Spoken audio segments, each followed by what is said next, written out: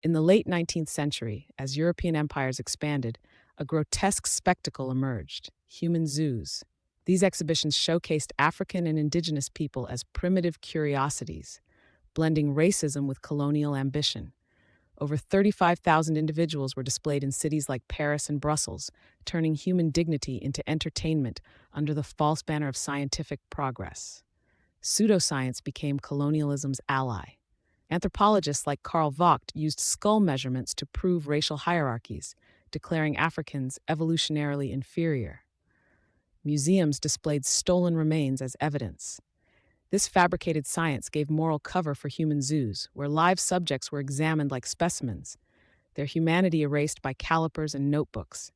Colonial officers kidnapped entire families from Congo to Samoa. Survivors described being lured with trinkets or taken at gunpoint. Transported in cargo holds worse than slave ships, many died en route. Those who survived faced European winters in flimsy native huts, staged authenticity for paying audiences. At the 1889 Paris Expo, 400 indigenous people were displayed alongside zoo animals. Visitors paid to see fabricated rituals, dances rewritten to seem primitive, postcards sold with captions like "Cannibals at Lunch." The message was clear: colonialism rescued these savages from barbarism.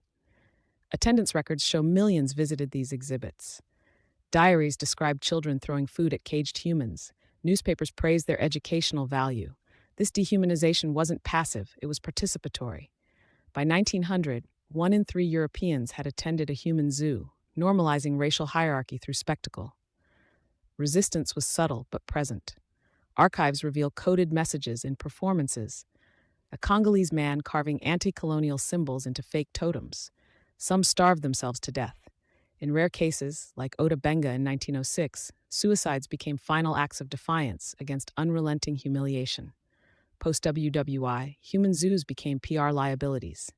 Belgium's last exhibit closed in 1958 after Congo's independence movements. But there were no reparations, just silent dismantling. Many victims' remains still sit in European museums, their stories reduced to catalog numbers in anthropology archives. The legacy persists. Tourist tribal villages still exploit indigenous cultures. Media exoticizes Black bodies as primitive. Even AI algorithms reproduce racial biases from 19th century anthropology. Human zoos didn't end, they evolved into subtler systems of othering. Only 3% of human zoo victims were ever repatriated.